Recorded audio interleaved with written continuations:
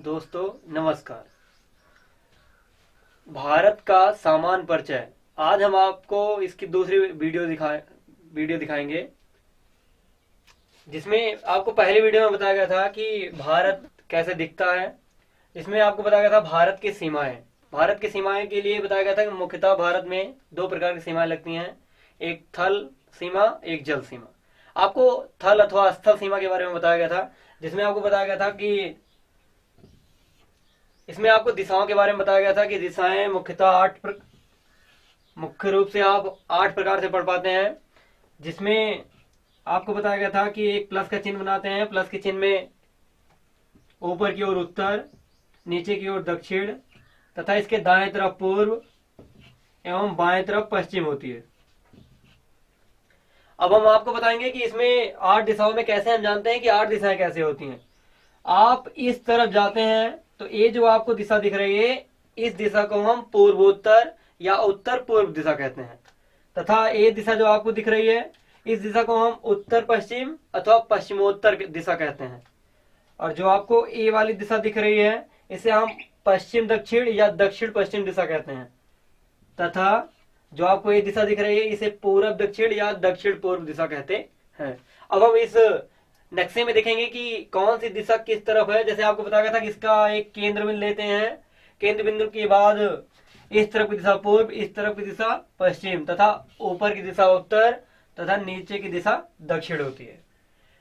आपको बताया गया था कि भारत की स्थल सीमा में मुख्यतः 7 देश इस भारत देश के साथ अपना बॉर्डर साझा करते हैं, जिसमें आप पढ़े थे पहले वीडियो में।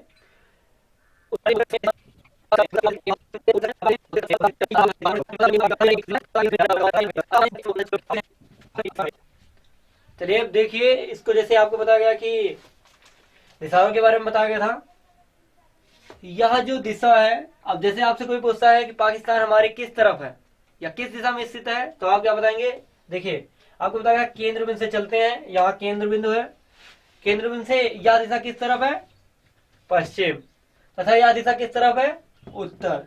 अब आपसे कोई पूछे पाकिस्तान किस दिशा में है, तो आप क्या कहेंगे, पश्चिम उत्तर, जैसे आपको बताया गया ना, अथवा पश्चिमोत्तर। क्या कहेंगे, पश्चिम उत्तर या पश्चिमोत्तर।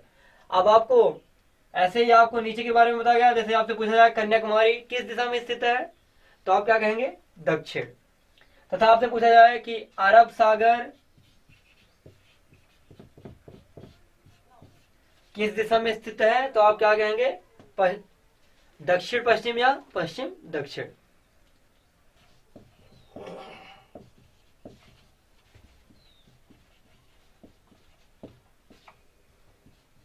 भारत की स्थल सीमा की लंबाई कितनी है, 15,200 किलोमीटर।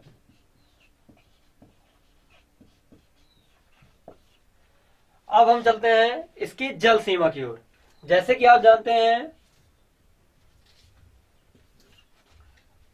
कि भारत 2 भागों में बटा हुआ है, एक उत्तर का भारत, एक दक्षिण का भारत, अर्थात एक हिमालयी भाग, दूसरा पठारीय भाग। इसमें हम देखते हैं कि यह गुजरात है। गुजरात से नीचे की ओर इधर एक सागर है, जिसको अरब सागर के नाम से जाना जाता है, तथा दक्षिण पूर्व दिशा में एक सागर है जिसे हम बंगाल की खाड़ी कहते हैं।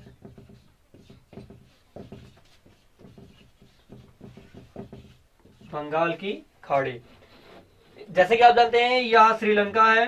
और भारत देश के कुछ दूर पर एक महासागर है, जिसे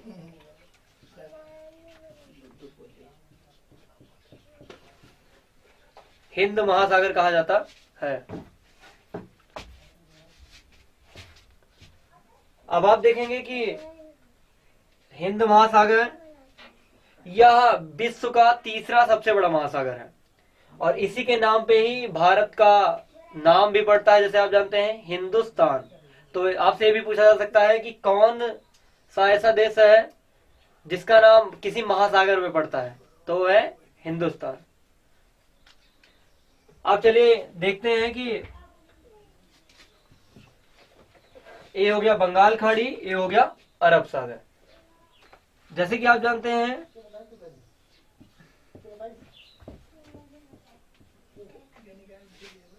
यहाँ पे छोटे छोटे टापुओं से बना हुआ अंडमान निकोबार दो अलग अलग द्वीप हैं। इसमें बहुत सारे द्वीप सम्मिलित होते हैं, इसलिए इसे हम अंडमान निकोबार द्वीप समूह कहते हैं।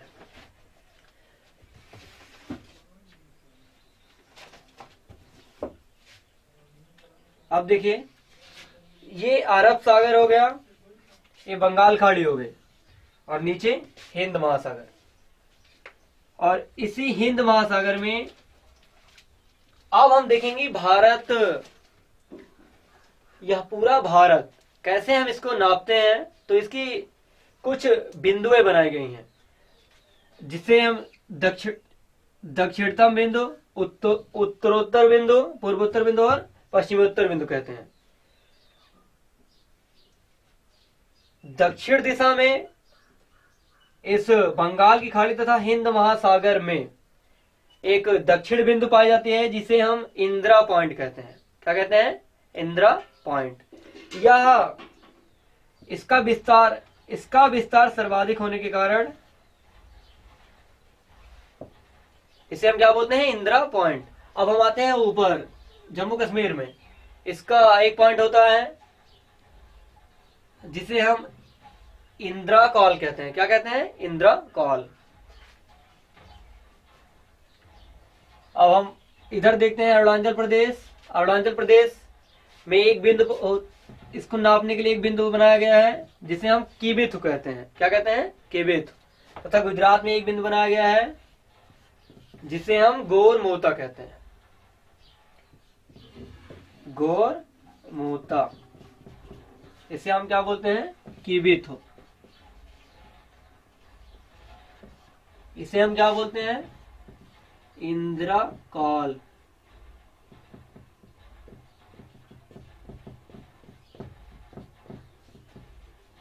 इंदिरा कॉल। अब आप भारत के चारों बिंदुओं को देख चुके हैं। सबसे दक्षिणतम बिंदु इंदिरा पॉइंट,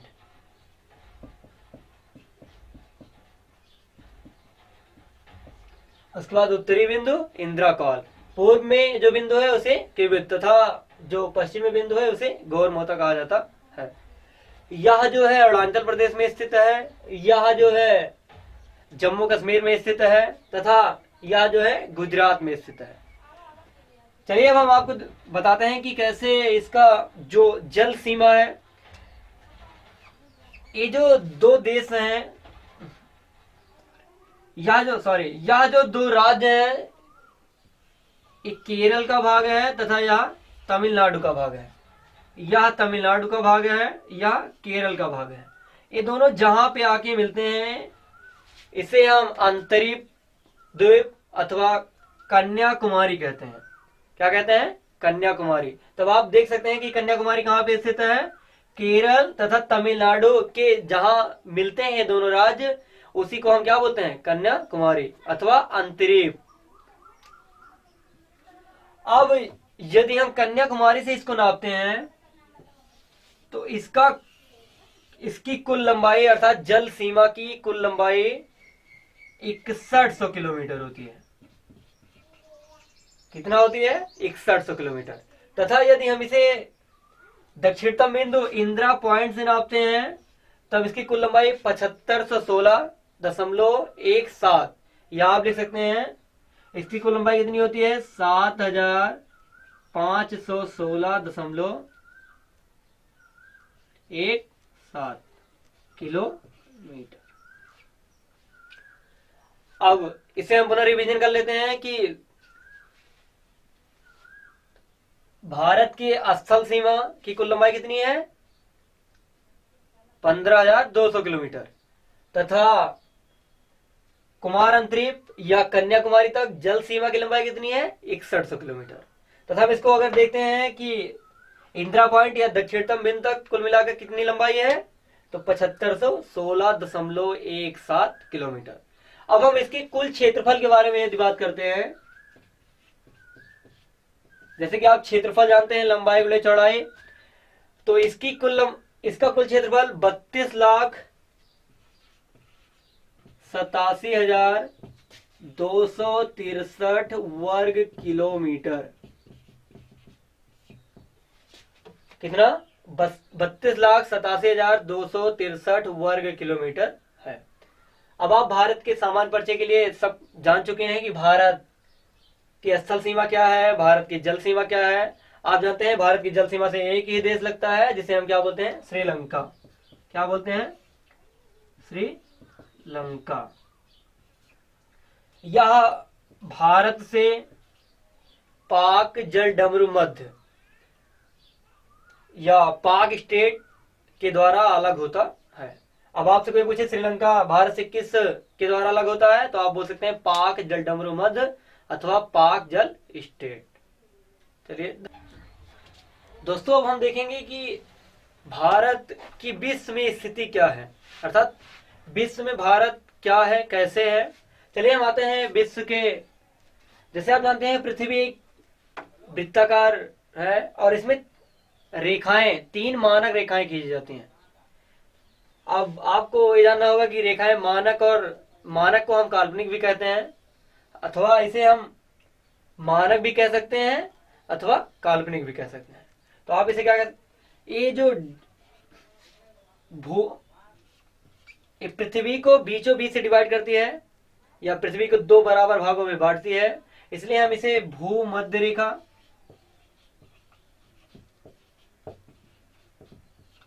या भूमध्य रेखा या विषुवत रेखा,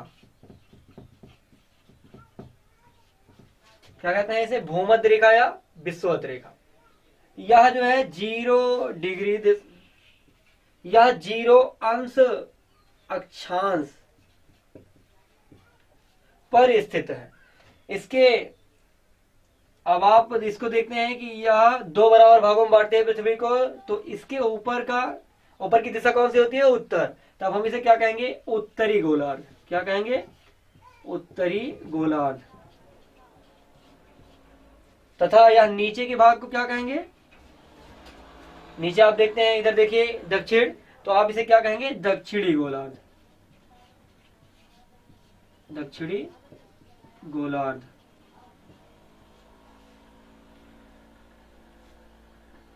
यह जैसे जैसे हम इसके ऊपर जाते हैं, एक एक अंश इसके ऊपर बढ़ता है, अक्षांशीय विस्तार जिसे हम कहते हैं। तो 23.5 अंश अक्षांश पर, 23.5 अंश उत्तरी गोलार्ध के अक्षांश पर एक रेखा खींची गई है जिसे हम कर्क रेखा कहते हैं। कौन सी रेखा, कर्क रेखा। तो इसे हम कौन सी रेखा कह सकते हैं, कर्क रेखा। वैसे ही दक्षिणी गोलार्ध में 23.5 अंश अक्षांश पर एक रेखा खींची गई है जिसे हम मकर रेखा कहते हैं। कौन सी रेखा, मकर रेखा। अब हम देखेंगे कि हमें देखना है कि विश्व में भारत कैसे है। तो यह रेखा इस रेखा पर हम देखेंगे कि भारत की स्थिति इसी जो 23.5 अंश उत्तरी गोलार्ध में अक्षांश रेखा है जिसे हम कर्क रेखा कहते हैं, इसी पर है। यह भारत को लगभग 2 बराबर भागों में विभाजित करती है। जैसे आप देख पा रहे हैं नीचे वाला भाग और ऊपर वाला भाग। अब इसे ही हम अगर भारत के मानचित्र में देखते हैं,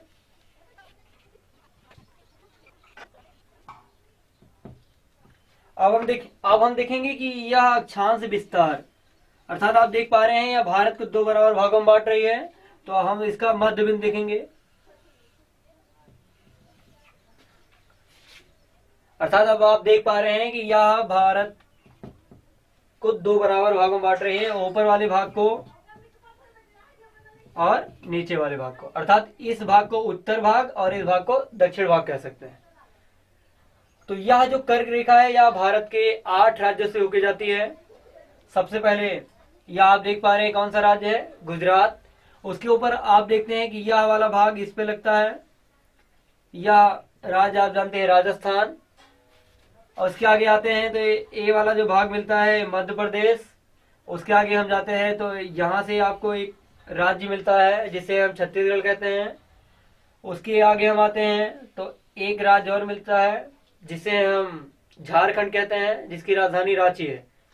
और इसके आगे जो भाग मिलता है इसे हम पश्चिम बंगाल कहते हैं। क्या कहते हैं, पश्चिम बंगाल। और इसके नीचे आप देख पा रहे हैं ये जो भाग आगे वाला भाग मिलता है इसे हम त्रिपुरा तथा पीछे के भाग को मिजोरम कहते हैं। अब आप देख सकते हैं कि यह कितने राज्यों से होकर गुजरता है, 8। इधर देख लेते हैं सबसे पहले गुजरात, दूसरा राजस्थान, तीसरा मध्य प्रदेश,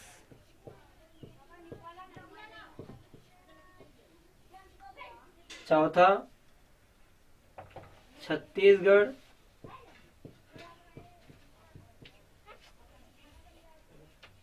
और पांचवा झारखंड जिसकी राजधानी रांची, यह झारखंड के राजधानी से ही होकर गुजरता है। छठवां पश्चिम बंगाल,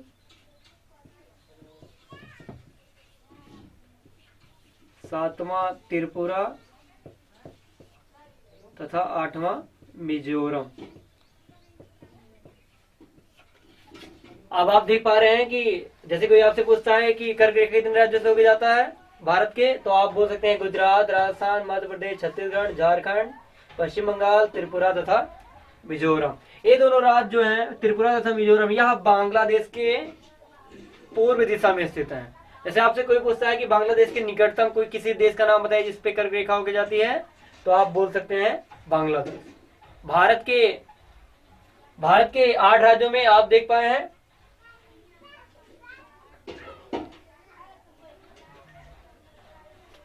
अब आप देखिए, जैसे आपसे कोई पूछता है कि यह भारत के किस राज्य की राजधानी से होकर जाता है, तो आप बताइए किस राज्य की राजधानी से होकर जाता है। तो आप देखिए देख पा रहे हैं ना, झारखंड जिसकी राजधानी क्या है, रांची, अर्थात यह झारखंड के रांची से भी होके जाता है। अब आपको एक क्लियर। अतः आप अब भारत का सामान्य परिचय, अर्थात इसमें आप परिपक्व हो गए हैं, आप जान चुके हैं कि भारत का सामान्य परिचय क्या है, अर्थात भारत क्या है, कैसे है और कहां पे विश्व में कहां पे है। अब इसके बाद हम आपको तीसरी जो सीरीज देंगे उसमें हम कक्षा 10 क्लास 10th के सोशल साइंस से अब आपको भारत का परिचय हो गया, विश्व में भारत की स्थिति हो गई। अब जितना भी वीडियो मिलेगा आपको भारत के साथ साथ कक्षा 10 के क्लास से मिलेगा, जिसमें आप पूरा का पूरा कक्षा 10 का सिलेबस पा सकेंगे। धन्यवाद।